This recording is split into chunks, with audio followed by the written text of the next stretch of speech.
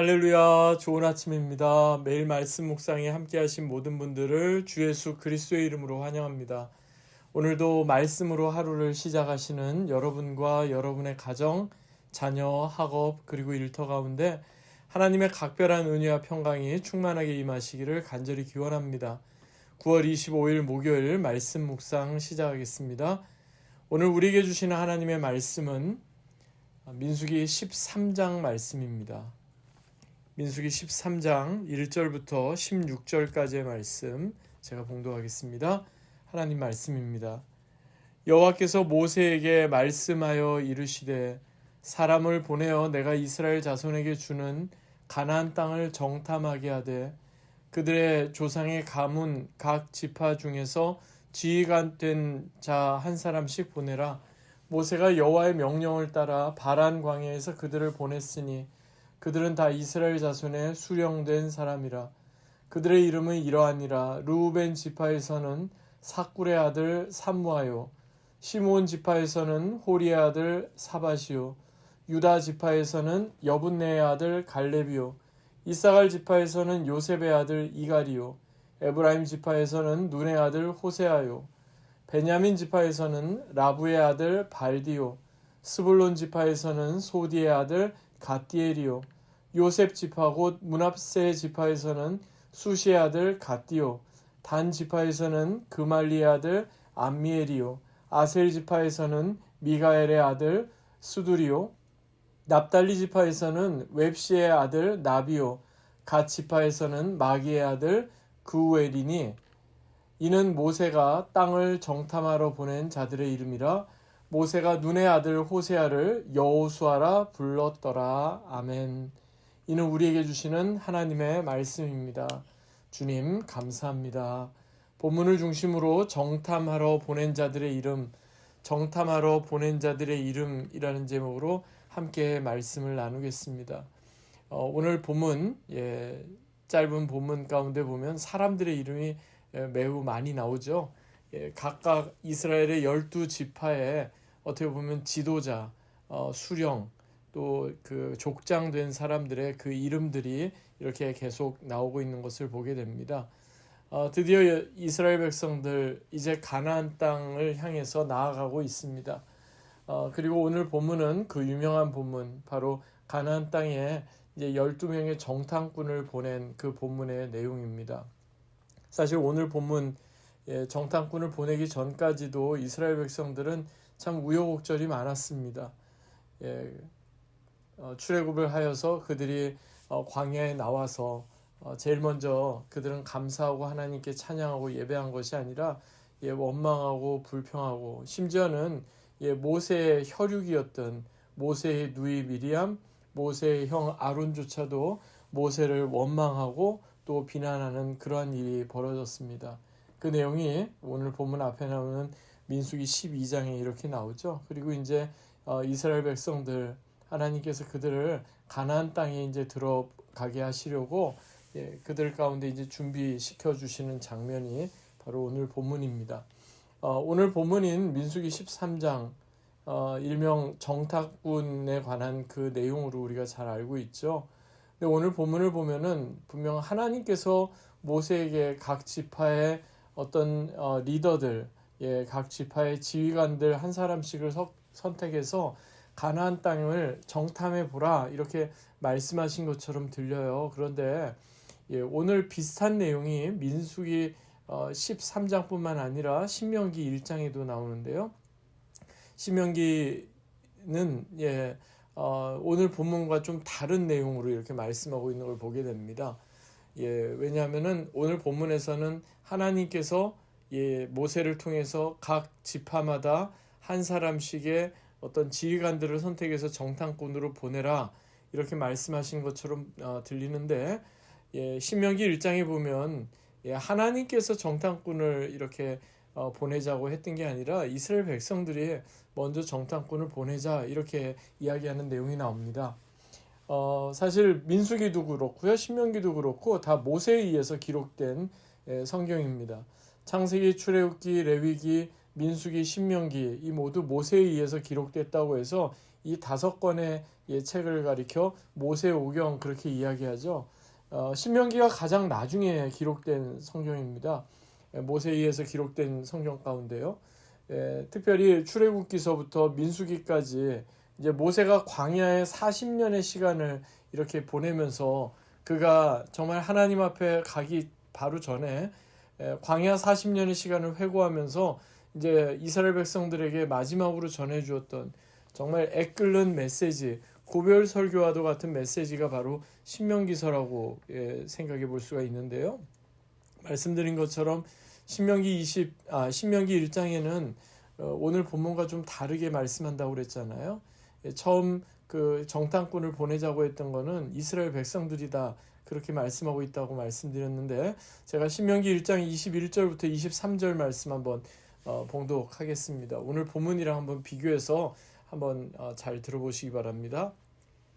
너희 하나님 여호와께서 이 땅을 너희 앞에 두셨은즉 너희 조상의 하나님 여호와께서 너희에게 이르신 대로 올라가서 차지하라, 두려워하지 말라, 주저하지 말라 한즉 너희가 다 내 앞으로 나와 말하기를 우리가 사람을 우리보다 먼저 보내어 우리를 위하여 그 땅을 정탐하고 어느 길로 올라가야 할 것과 어느 성읍으로 들어가야 할 것을 우리에게 알리게 하자 하기에 내가 그 말을 좋게 여겨 너희 중 각 지파에서 한 사람씩 12를 택하매.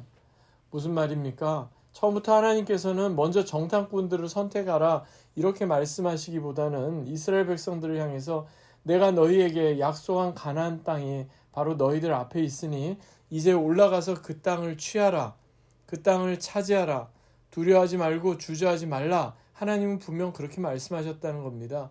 근데 오히려 이 말씀을 들었던 이스라엘 백성들의 반응이 어떠했습니까?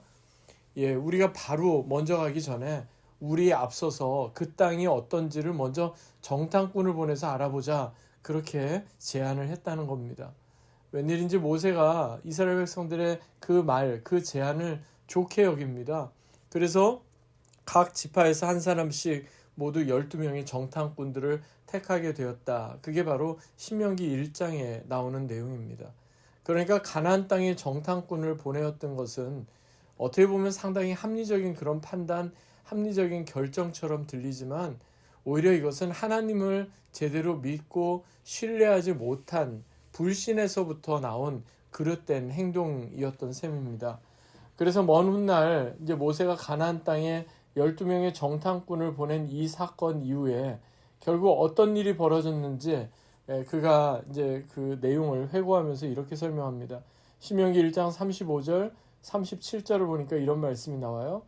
이 악한 세대의 사람들 중에는 내가 그들의 조상에게 주기로 맹세한 좋은 땅을 볼 자가 하나도 없으리라. 37절 여호와께서 너희 때문에 내게도 진노하사 이르시되 너도 그리로 들어가지 못하리라. 이것이 우리에게 주는 말씀이 무엇입니까? 하나님께서는 이미 그 누구보다도 먼저 가나안 땅이 어떠한지를 잘 알고 계셨어요.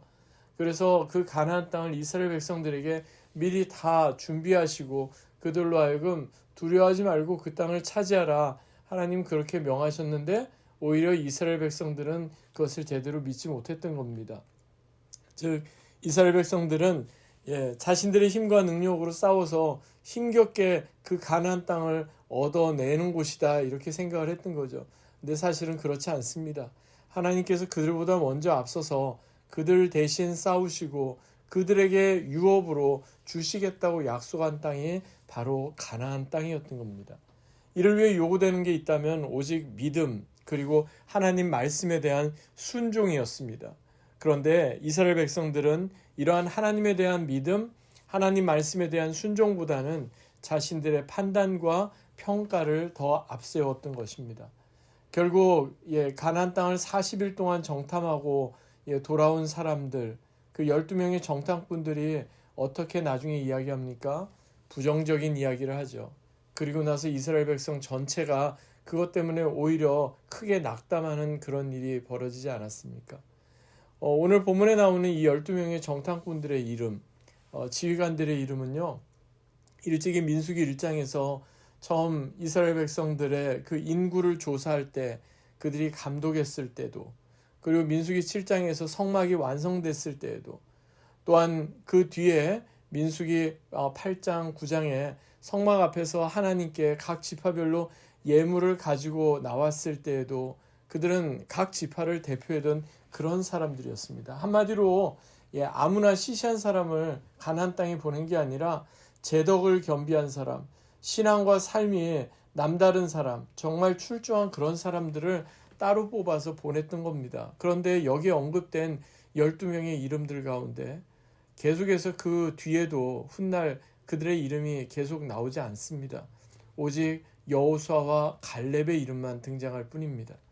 즉 그들은 이스라엘 백성들 보기에 한결같이 유능하고 어떤 판단력과 지도력과 용맹스러운 그런 대단한 사람들처럼 보였겠지만 안타깝게도 그들이 하나님 앞에서 그리고 이스라엘 백성들 앞에서 보여줬던 태도는 믿음의 모습이 아니었던 겁니다. 오히려 불신과 회의와 비난과 그리고 염려하는 모습이 전부였습니다. 저는 오늘 이 본문 묵상하면서 예전에 읽었던 어느 한 글귀가 생각이 났습니다. 미국의 유명한 여자 비행사에 관한 이야기인데요. 아밀리아 할트라는 여자 비행사. 아밀리아 할트는 어떤 분이냐면은 처음으로 대서양 횡단을 성공시켰던 여자 비행사입니다. 오늘날도 여성으로서 파일럿이 되는 게 그렇게 쉽지 않은데 거의 100년 전에 이런 일을 했다니 얼마나 대단한 사람이고 대단히 용기가 있는 사람이었겠습니까? 근데 이제 대서양 횡단 중에 대서양 바다 한복판에서 이분이 이제 몰던 비행기의 엔진 하나가 고장나는 그런 어려움을 겪게 되었답니다. 그럼에도 불구하고 이제 무사히 대서양 횡단을 마치게 됐는데 이제 나중에 대서양 횡단을 마치고 나서 이제 기자회견을 열었더니 기자들이 여러 가지로 물어봅니다. 대서양 횡단을 하면서 가장 어려웠던 일이 무엇입니까? 가장 위기의 순간이 무엇입니까? 그러니까 이제 이분이 이야기하는 거죠. 위기의 순간은 내가 대서양 한 복판을 지금 비행하고 있었는데 갑자기 엔진이 고장났을 때였습니다. 그러자 또 물어봅니다. 그러면 그 위기를 어떻게 이렇게 극복하셨나요? 그때 다시 원래의 자리로 돌아가고자 하는 그런 마음 없으셨나요? 그러니까 이분이 이제 이야기하는 겁니다. 아밀리아 할트 이분이 어떻게 이야기하냐면 나는 그 위기를 넘길 수 있는 것은 다른 데 있는 게 아니라 계속해서 앞으로 나아가야만 한다는 그 마음으로 위기를 모면했습니다. 이렇게 이야기합니다. 왜냐하면 이미 엔진이 고장 났을 때 벌써 이분은 대서양 절반 정도를 넘어온 상태였기 때문입니다. 그러니까 다시 돌아갈 수가 없었던 겁니다. 돌아가면 이것보다 오히려 대서양을 통과하는 게 더 쉬웠던 거죠. 거기서 자칫 주저하고 머뭇거렸다가는 그대로 추락해서 그대로 죽을 수밖에 없는 그런 정말 위급한 그런 순간이었던 거죠. 계속해서 앞으로 갈 수밖에 없었다. 여러분 어떻게 보면 우리 신앙생활도 이와 마찬가지입니다. 하나님께서 우리로 하여금 앞으로 나아가라, 두려워하지 말아라, 이제 차지하라, 그리고 하나님께서 주신 그것을 믿음으로 받으라 한다면 우리는 그 말씀에 순종하고 앞으로 나아가는 겁니다. 예수 그리스도의 복음이 우리의 삶의 동기가 되고 또 예수 그리스도의 복음 때문에 우리가 나아가게 되는 것이라면 중간에 다시 옛 모습으로 돌아가는 것이 아니라 우리가 나아가야 될 그 방향을 향해 믿음으로 나아가는 그것이 우리 가운데 더 필요한 부분이다 이렇게 생각이 됩니다. 사랑하는 여러분, 하나님의 말씀이 우리 삶의 동기부여가 되고 하나님을 향한 믿음이 우리 삶의 동기부여가 된다면 우리의 삶은 I want to 정말 나는 무엇을 하고 싶습니다. 정말 자발적인 기쁨으로 감사함으로 그렇게 우리의 신앙생활이 되겠지만 만약에 그것이 아니라 다른 것에 우리의 어떤 신앙과 삶의 동기부여가 된다면 I have to 뭐뭐를 해야 한다 하는 그러한 것으로 우리의 신앙도 변질될 수밖에 없을 겁니다. 사랑하는 여러분, 하고 싶은 일을 하면서 이렇게 살 수 있으면 얼마나 좋겠습니까? 어쩔 수 없이 해야만 하는 일을 하면서 사는 자가 아니라 하고 싶은 일, 또 내가 섬기고 싶고 내가 정말 예배하고 싶고 내가 하나님을 찬양하고 싶은 그런 마음으로 신앙생활할 수 있다면 얼마나 좋을까요? 그렇습니다. 무엇보다도 하나님께서 우리에게 주시는 그 말씀, 또 하나님께서 우리에게 보여주시는 그 목표, 소원의 항구를 향해 정말 믿음으로 또 말씀에 순종함으로 그렇게 나아가십시다. 그래서 해야 하기 때문이 아니라 하고 싶습니다 하는 이 고백으로 오늘도 기쁨으로 또 주님을 섬기며 또 일상 예배자로 그렇게 살아가시는 저와 여러분 되시기를 주 예수 그리스도의 이름으로 간절히 축원합니다. 아멘. 하나님 아버지 감사합니다. 오늘 이 말씀을 다시 한번 우리 마음에 되새깁니다.